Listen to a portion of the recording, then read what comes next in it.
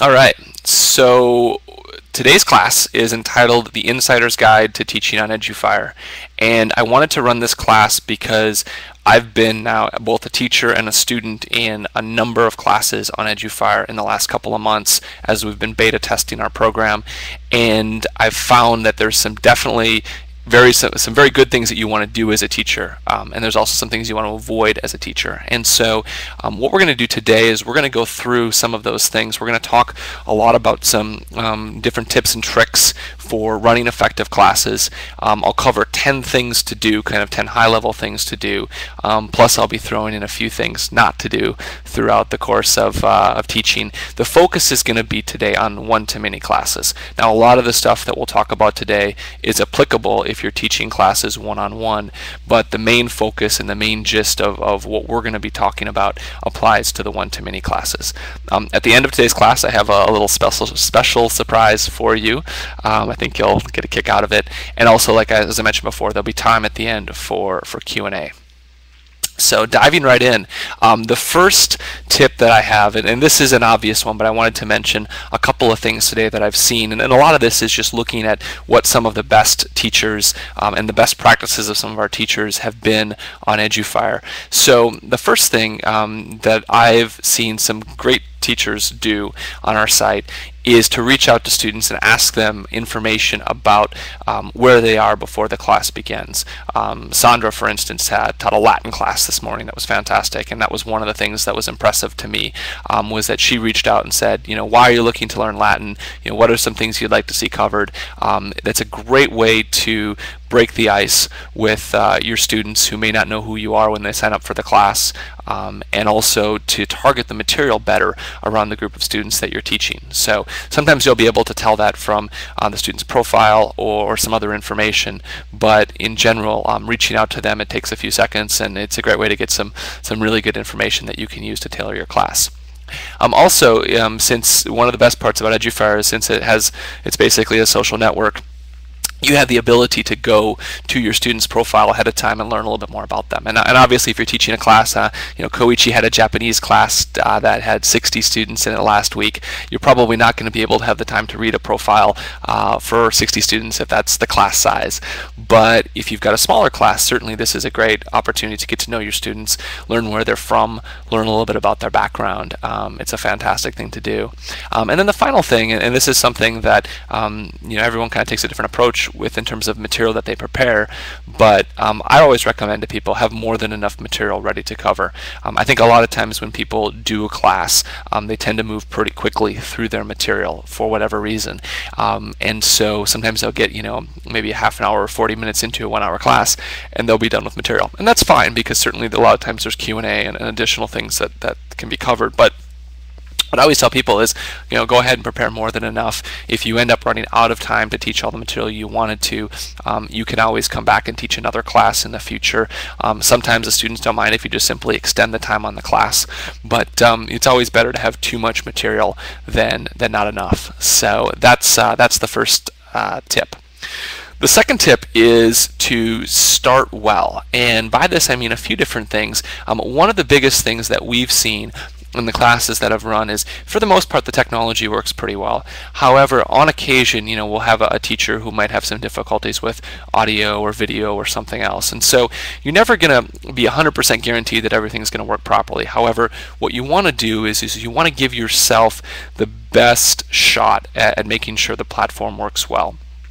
So there are a few things that you can do here in terms of starting well that we've seen that are important.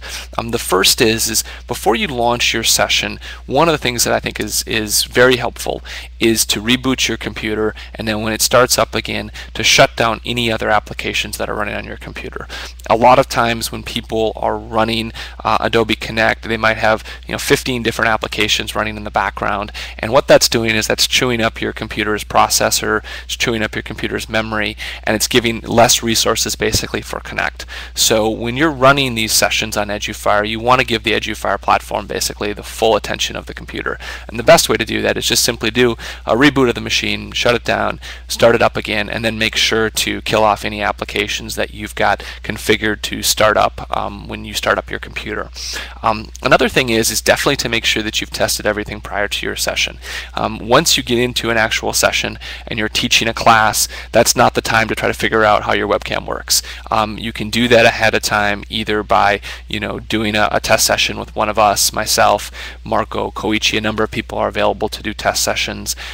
Maybe teach a one-on-one class first before you teach a class to 50 students, because obviously if it's a one-on-one class, then you're affecting one student if something doesn't work properly. But if it's 50 students, that's a bigger issue. But you want to make sure you have everything pretty dialed in before you actually do your session. And then finally, try to practice on the platform a little bit as well. And you can do this again with one-on-one sessions. We're going to try to make some time available for teachers to just come in here and play. And you saw me, for instance, run some music before class started today. That's something that most people don't know how to do out of the gate. So it's fun to be able to come in here and say, this is how I can launch an MP3 file to play while class is beginning. Or let me play with the whiteboard functionality, or let me try resizing the different windows. This is something that we want to give you the opportunity to get very comfortable with this. The people that have run a number of classes, when they've done the one-to-many classes on eduFire, those classes have typically gone pretty well because they're very familiar with the platform. They're very comfortable with all the different things that can be done. So the more that you can do that, definitely the better off that you're going to be.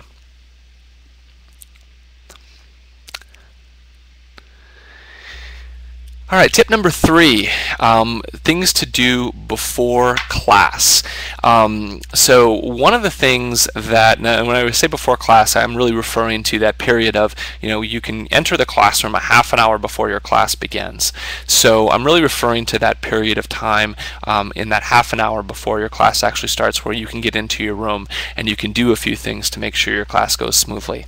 The first thing is to encourage students to test their audio or video if you think that they're going to be asking questions during your class. So if there's going to be some interactivity in your class, it's always best to do the testing ahead of time. Now, you may have students who don't show up well in advance or show up late, in which case you may not be able to have them test their audio or video. But if students are in there and they're kind of playing around and chatting before the class starts, it's a great opportunity to make them a presenter and to give them the opportunity to test out their audio and video, like we did with Sandra earlier before the class started.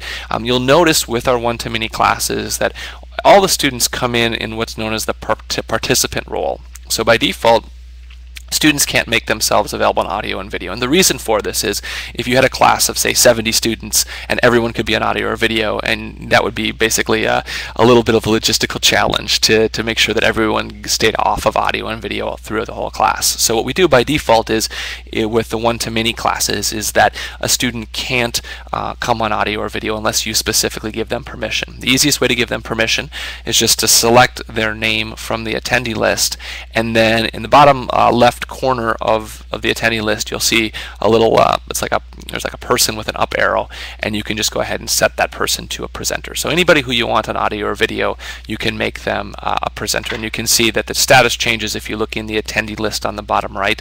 The status changes. It gives you a different icon when someone is set as a presenter.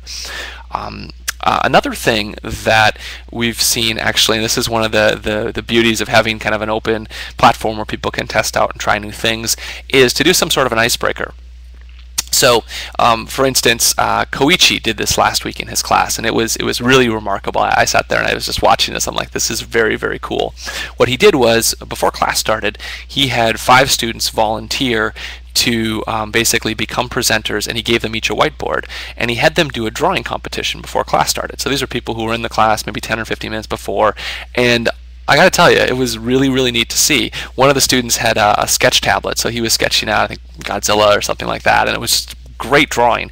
So it was something that was neat for everyone who was participating to be able to watch this, for the people who were involved to be able to have some fun with it. Just a great way for people to do something before the class started.